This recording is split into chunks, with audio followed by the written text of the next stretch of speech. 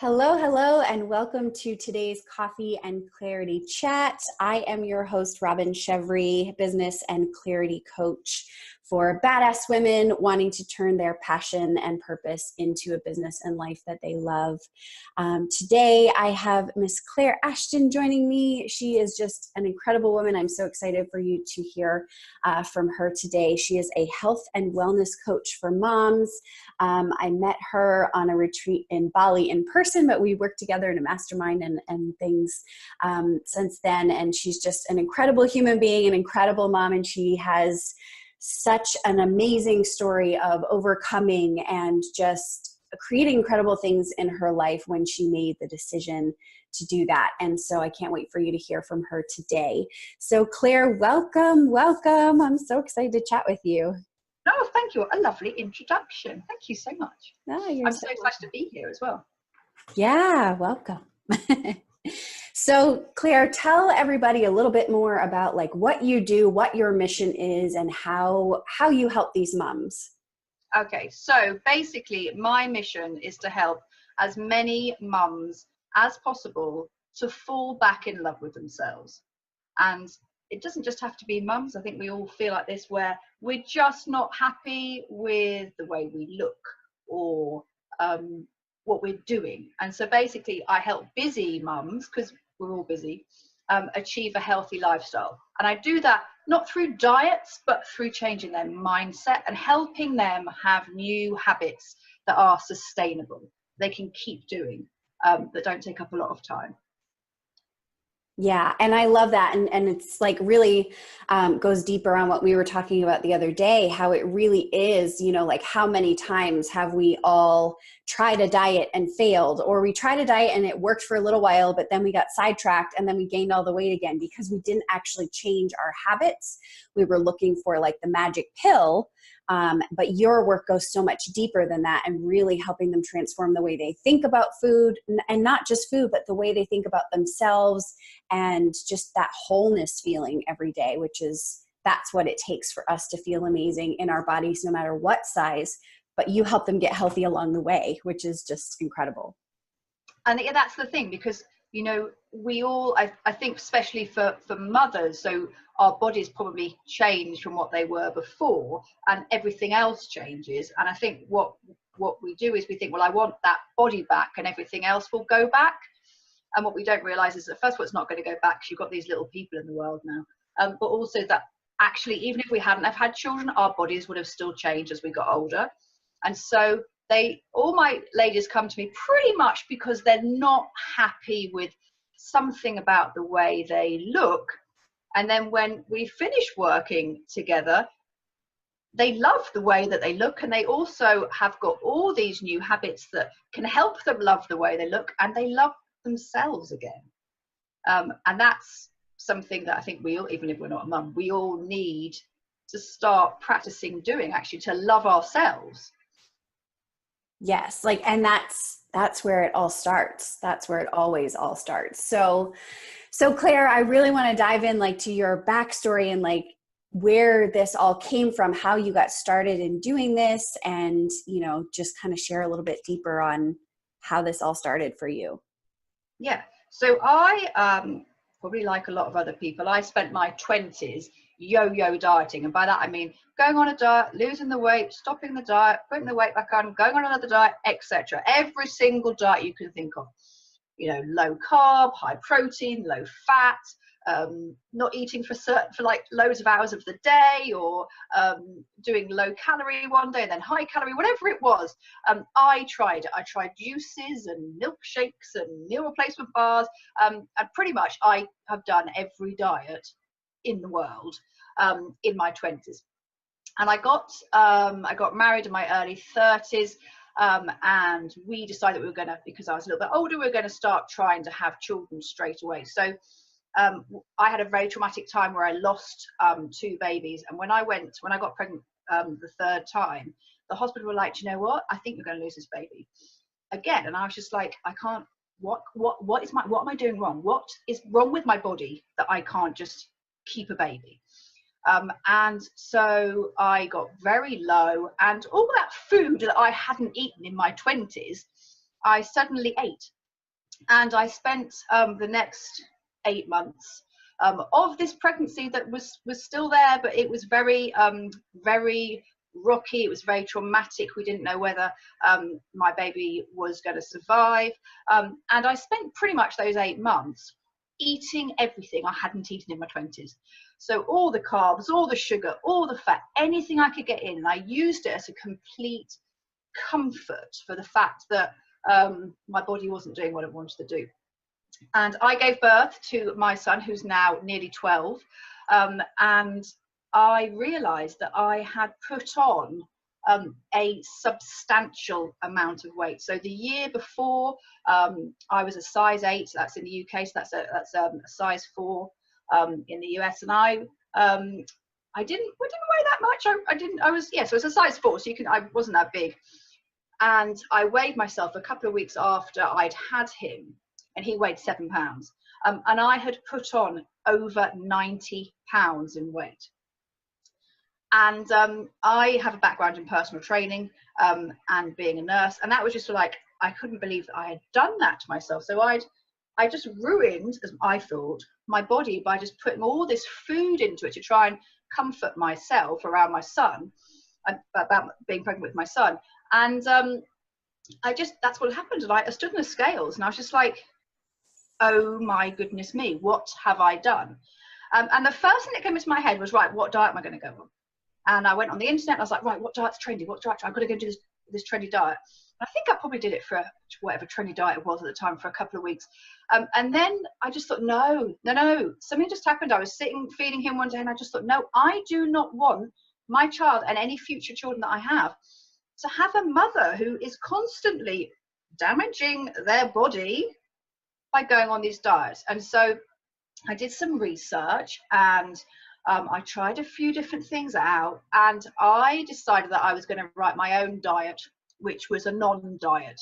And so what I did was I started every day to say something nice about myself to do with my body. And so I started off, I've got quite big green eyes. So I started off saying, right, I have lovely eyes. And then I would say that every day. And then I would say, I have strong legs, because I would do a lot of walking with my son. He was born in July, pushing him around London in his pram. And then I'd add to it each day. And what I would do is I would say, right, today I am going to do one thing that is good for my body.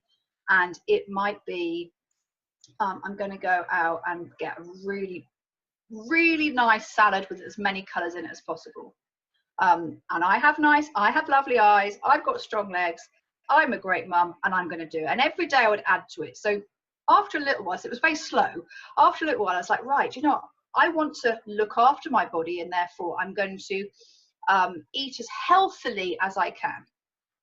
And so, right, I'm going to go and I'm going to go and grill my meat. I'm going to go and get as many colours in as possible. And each day I would do it. And you know what? If actually one day I went out with some friends and had a piece of cake, then rather than what I would used to do in my 20s, which would be to like, oh my goodness, the world has ended because I've eaten the cake, I might as well just go and eat everything in the world. I was just like, do you know what? Today I ate a piece of cake.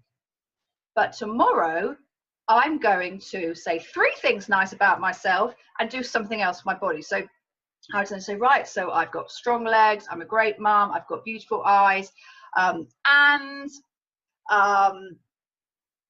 I don't know what else it might be. And I used to have them all written down so I could say them each day.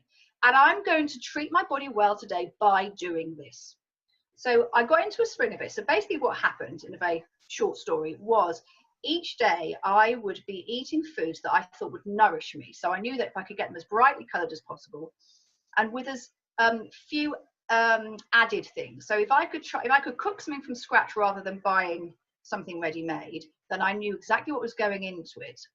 So I knew that it was nourishing my body. And the thing is that because I breastfed my son for the first few months, it was kind of like, well, I want to eat really good, really healthy food so that it would nourish him as well.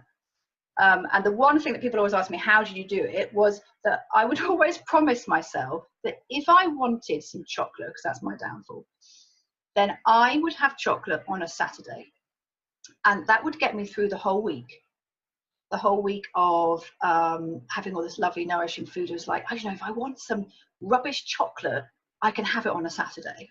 I don't want my good quality chocolate, but if I really want some rubbishy chocolate, then I can have it on a Saturday. And it would get to Saturday, and I'd kind of forgotten that that's what I wanted to do, so then I wouldn't have it. And then I go, oh, it's Sunday, I wouldn't have my chocolate. Okay, well, next Saturday, I'm going to have some chocolate. And sometimes I did have the chocolate, sometimes I didn't, but it just got me through that week. And it was never, if I wanted something, I knew that I was going to be able to have it. So it was never like when a lot of diets are quite restrictive. So it's like, no, you can't have chocolate, that's a bad thing. So I was like, no, if I want some chocolate, I'm going to go and have it on Saturday. Sometimes on Saturday I would eat too much chocolate, but it was fine because I knew that I could do it. And then he was about 10 months old and I went back to work. We have quite a good system in the UK where you can take quite a lot of time off work and get paid for it. And I went back to work at 10 months old and I'd lost all that 90 pounds. And I didn't count a calorie and I didn't restrict myself and I didn't go on anything faddy. I just ate food that was real, which was enlightening for me. And so I call it my no diet, basically my no diet diet. And then I got pregnant. As soon as I went back to work, I got pregnant. And it was a different pregnancy a second time. And I just never, ever, and I've gone on to have 4 children, I've never, ever regained that weight. That's amazing. And after 12 years, like, yeah, 12 years, incredible thing, you know? Yeah. And it's, you know, you said a few things that resonated with me. And one of them is definitely chocolate is my downfall too. But, you know, I think like labeling foods as good or bad versus just saying like, what can I do to nourish myself today? And it's amazing how us as not just moms, but as women, like when you said you were breastfeeding your son and you're like, what can I do to nourish him? Right? Like we will do it for other people, but sometimes we have to have that little push to say, I need to do this for myself. Yeah, totally. Right? Because and it's such a great example of how you have to nourish yourself to nourish other people.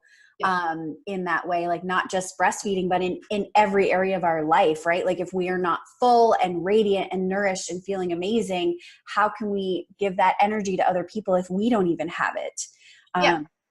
And I think it's such a critical thing. And like, this goes really well with a lot of the work that I do. Cause, it's really around like setting goals. And so we get to this point where we're like, I have this goal, I have this deadline, I have this timeline, I have to, you know, hit the certain goal by the certain time. And, you know, obviously speaking with you, it would be, I have to lose this much weight in this much time, right? So we look, and that's why I think we go to these diets, cause that's how we're trained to hit goals. Yeah, so we go to these diets looking for the quick fix, and we don't actually change the long-term, you know, way we're behaving and the way we're thinking, because the most powerful way to look at your goals is say, well, when I hit that goal, what is it? What is the feeling I'm trying to create? Right. And that's what you're doing. And that's what you did every day, telling yourself, you know, like, I have beautiful eyes, you know, I'm a great mom. I'm, you know, full of energy today. I'm going to nourish my body today and take care of myself and love myself. And that's the feeling that we're all looking for by trying to take off those 10 pounds or those 90 pounds or whatever it is. Right. And so if we can start creating that today, it just happens naturally in our habits because that's the person that we've become. And that's, I think, why you kept it off, which is just, it's amazing that you've done that. And now you help other people do it. As I say this to not just to mums, but to anyone really, is that, and I say it a lot, if you ever follow me on Instagram, you can't pour from an empty cup. So if I haven't filled myself up with self-belief and self-love, then I can't then go and give that to other people. So I can't then go and give that to my clients, and I can't then go and give that to my partner or my parents or my children or my friends. And I think that as women, and especially mothers, we're so used to giving to everyone else. As you know, saying like, I'm going to give this, so I'm going to do that for work, I'm going to do this for my partner, I'm going to do this for someone else. And actually, we then end up getting empty. And we need to fill ourselves up first before we can then go and give that out to other people. Yeah, it's so true. And I think like anybody listening or hearing this message today, like if you take anything away from this, like that's the piece you need to hear. And I just see so many women, and something I've struggled with myself, right? Like we want to pour ourselves into everybody and everything else but ourselves. But when we are more full and when we are showing up as our best and highest self, like we can give more and we still feel good. Like we don't have to give every last drop of energy to everyone else. So, and I think that as women, it's considered that it's considered, I don't know, selfish, and we feel guilty if yes. we do anything for ourselves. And I don't know where this has come from, but I presume it's just come down the generations of women. But Yeah. yeah, and I deal, a lot of my clients have mum guilt, or mom guilt, you might call it. So mum guilt, where they feel guilty if they're doing something for themselves, and they feel guilty if they're not doing something for themselves, and they feel guilty if they're not doing something for work, and then it's all this guilt going around. And actually, when we take a step back and we start to look after ourselves, that's some of the mindset things I do with my clients, is we just take a step back and we start to work with us first. Then actually we realize we're not being selfish. It's completely opposite. We're actually being selfless, because once we can get ourselves sorted out, we can then give more to other people. Yes. And like that is such a key mindset shift right there, because we don't even realize that's happening. Like we have these subconscious thoughts, right? And we don't realize that when we put others, somebody else's needs in front of our own, that we have this programming. And I think it's just, like you said, generational roles of women. Like this is what a woman is supposed to be in the, in society, as her role in society.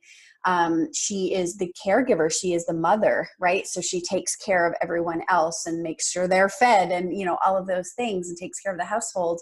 And so when that guilt happens, we're not consciously recognizing it, but we're just doing the thing for someone else instead. And then, yeah, that's when, like, obviously we burn out and we get to the point where it's like, no, I have to. But when we change that one thought and we say, like, no, this isn't selfish. This is, not only your birthright to take care of your own self, but you're the only one that's going to do it. Right. And you can pour so much pour so much more into other people, when you're whole, and you have to be whole as a person. So yeah, I think that is like such a key point right there. That shame and that guilt and that feelings like you're being selfish, and it's just like simply not true. It's a belief that we've thought over and over and over subconsciously, and we just get to change it. When we work on that, everything else falls into place. And I just love that you do that deeper mindset work, because yeah, like we need the freedom from these diets and the way we eat. And like we all spend so much energy and mind energy and everything, like just worrying about like, what am I putting into my mouth? And I'm counting calories, and I'm like, I can't eat that because that's good and this is bad. And like, and it changes every day. And it's like, well, how do you even keep up? It's like, no, just nourish yourself, nourish your body, and your body can tell you what you need. Your body will tell you if you need more vegetables, or if you need a carbohydrate, or, or if you need some once we stop listening to the I can't have, that's bad in our head, and actually we listen to what our body wants, our body will tell us if it wants some chocolate. Our body will tell us, actually, do you know what, I really want some vegetables, I want a really nice piece of protein, or whatever it is. Our body, if we start listening to our bodies, but we don't listen to our bodies, we listen to that voice in our head that tells us that we shouldn't, we can't, we must not, instead. Right.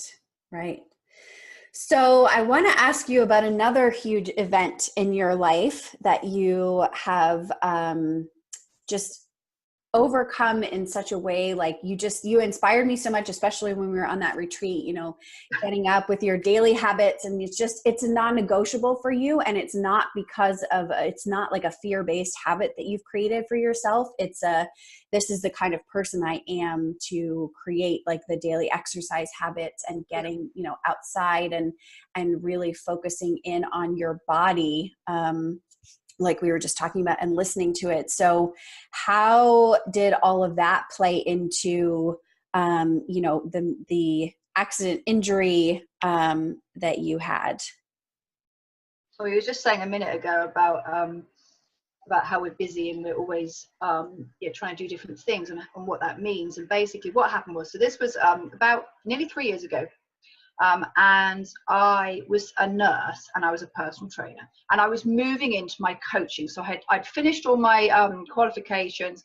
I just got one little qualification left that I was just finishing off, and I was busy. Now when I say I was busy, I was the queen of busy, and I was proud of being the queen of busy. And basically you couldn't out busy me, because if you tried to out busy me, I would then do something else to be busy. And I have 4 children, I work 2 jobs, and I was the chair of 2 charities, and I was busy.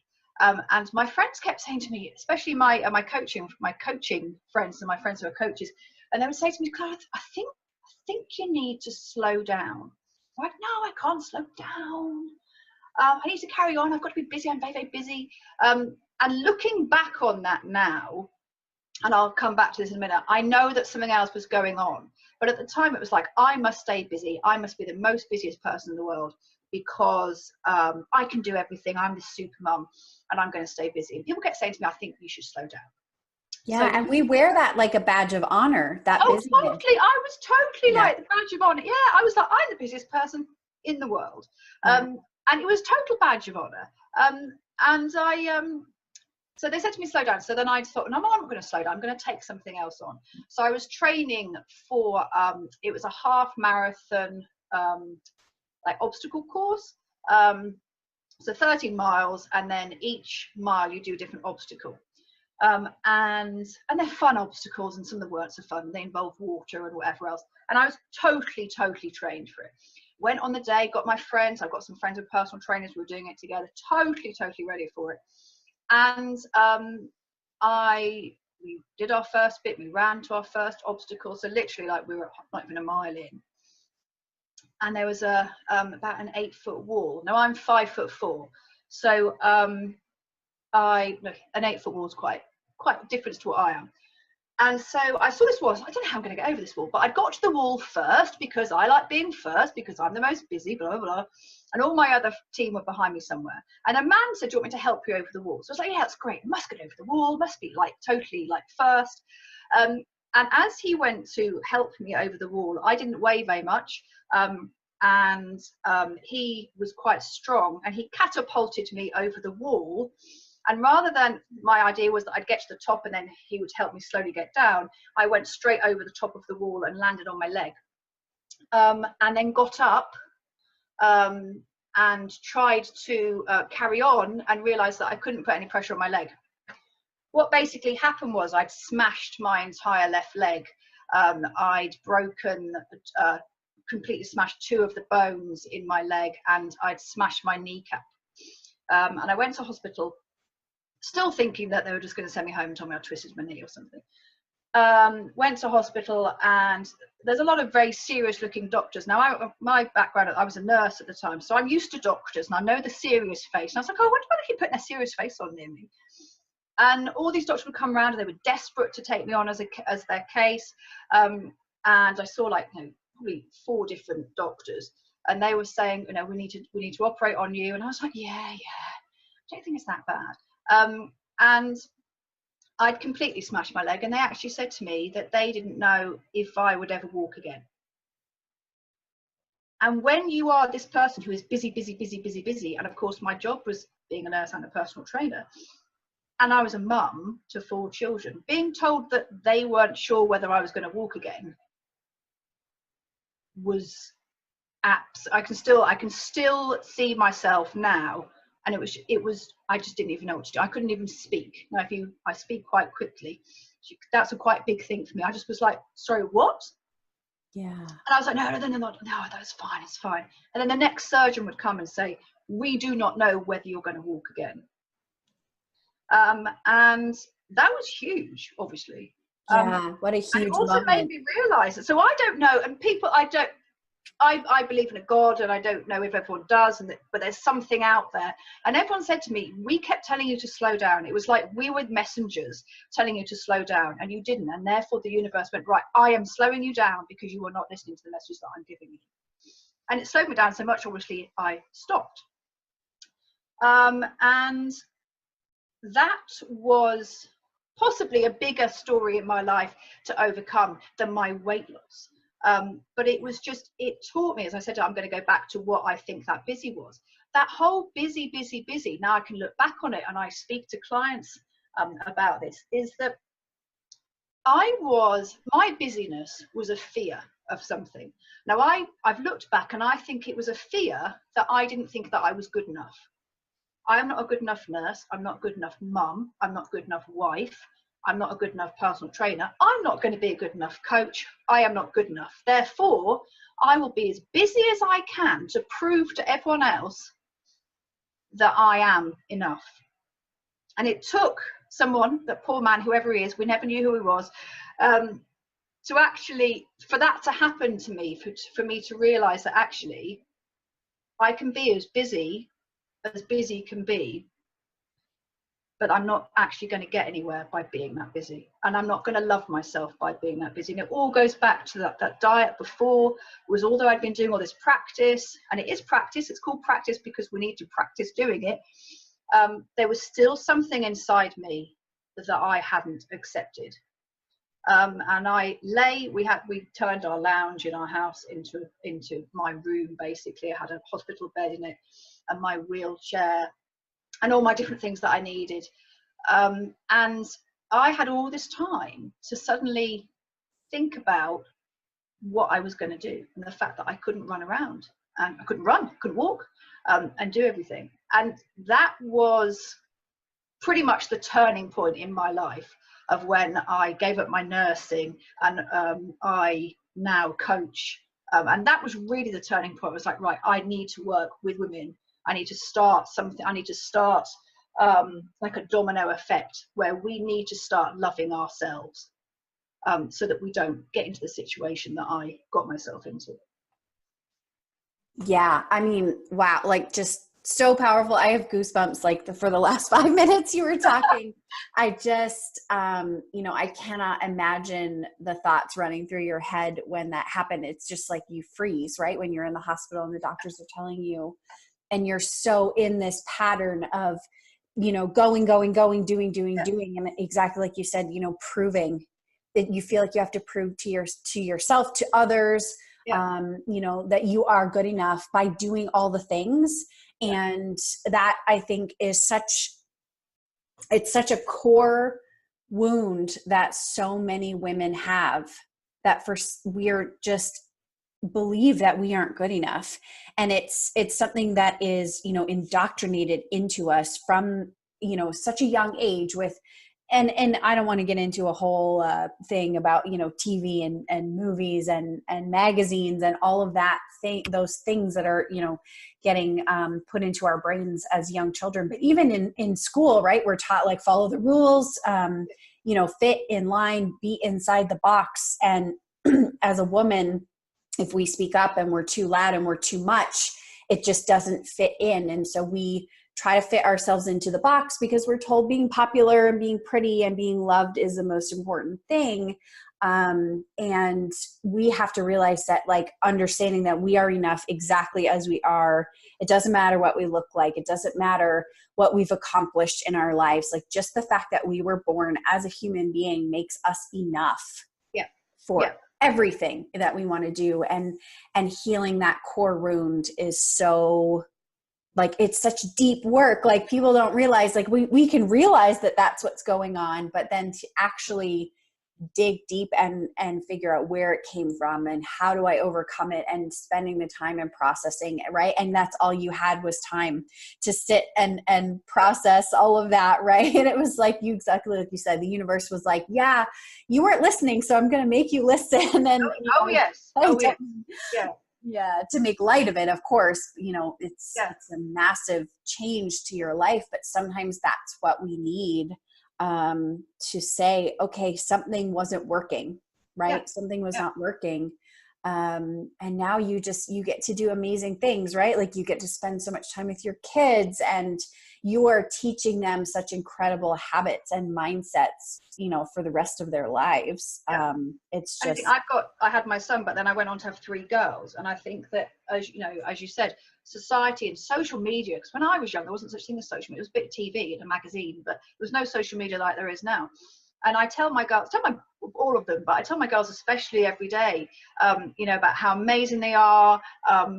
And it's never to do with what they look like or what they've achieved. It's like, you're amazing at this, you are brilliant, everything about them. I want them to be empowered, that they can do anything, they can go out and do everything. That's not what they look like or what their ability is, or whatever else. Or, you know, if they're the most popular or they're not the most popular, they can go and do whatever they like, because they are enough just the way they are.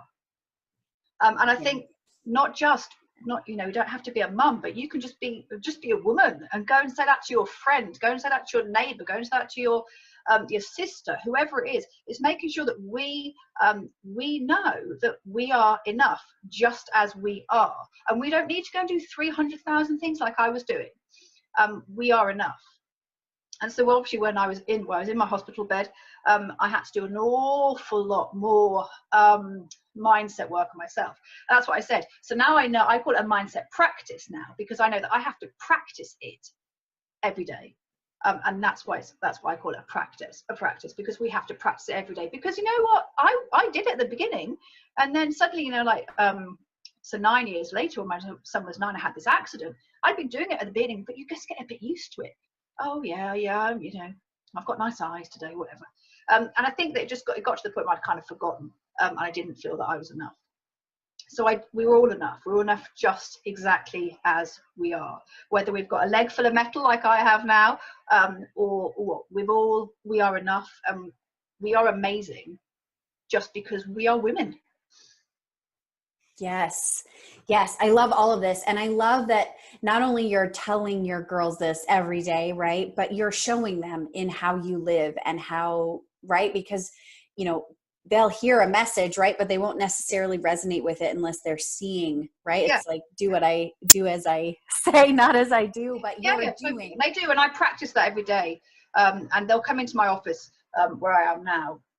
And I've got some notice boards, and I've got an I'm grateful list, and they're on the I'm grateful list, and I add to it quite a lot. And they're like, we're on your grateful list, and then I say, well, what are you grateful for? And well, we're grateful for this and what that. And so they're practicing every day as well, so it'll become normal to them. So it's like what we're grateful for, what we're good at, and they're really good at telling you what they're good at as well. And it might come across, it makes me giggle, because it might, if you didn't know them, you'd think they were being a little bit overconfident or egotistical, but they're not, because they just don't know any different.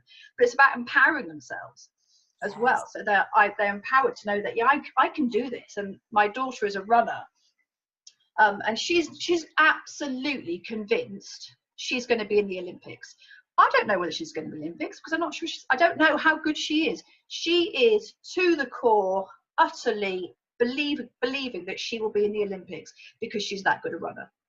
And it's that kind of self-belief that we all need. But as we grow up, we lose. And so, yeah, my mission is to help all mums, so that they can also help their kids. So that we have this utter self-belief that she has. Yeah, and that's so powerful. And that's the kind of belief that will actually take her to the Olympics. That's exactly right. She's going to be in the Olympics, because she's just watch out for it about 10 years. She's utterly believing that's what she's going to do, which means that she practices, which means that she can't wait to go to her athletics practice, which means that she pushes herself when she's there. Yeah. Which means we have to end up buying new clothes every week for athletics. But right. That's latest stuff. She's got better sports clothes than I have. Yeah. Claire, I love how easy it is just to get into these like crazy deep conversations with you. You're my people. So if there was any takeaway or one piece of advice or something that you could share for the people listening today, what would that be? I think the number one is, as I said earlier, you can't pour from an empty cup. It is not selfish to love yourself, to put yourself first, because by actually putting yourself first, you're actually putting everyone else first too, because you have sorted yourself out. You've, whether that's moving your body in a loving way, whether that's nourishing your body with food, whether that's taking some time out to read your favorite book or to have some meditation, because it makes you a more whole person, which then means that you can give yourself your whole to other people. So you can't pour from an empty cup, whether you are a mum of 6 or you are a single lady living on your own. You need to fill yourself up before you can do anything for anybody else. Very, very wise words. Very true. So Miss Claire, if anybody listening or tuning in wants to get a hold of you, what is the best way for them to find you? You can find me on Facebook, and you can find me on Instagram. So basically, if you go onto Facebook, then my page is Claire Ashton Health Coach. And if you go onto Instagram, Claire is CLAIRE. And if you go onto Instagram, it's health coach _ Claire. Perfect. And we'll get all the links and everything attached here as well. So awesome. Well, thank you so much for joining me today. This was a really, really amazing conversation. And I love your story of overcoming, and just, you know, the deeper understanding of becoming the person versus the daily, you know, to-do list kind of thing, like the diet or the habits, right? Or the busyness.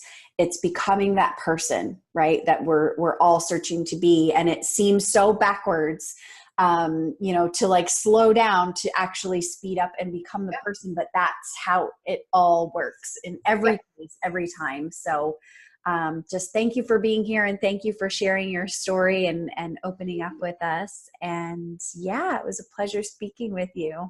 It was lovely always to speak to you. Yes. All right, everybody. Well, tune in next time for our next Coffee and Clarity chat.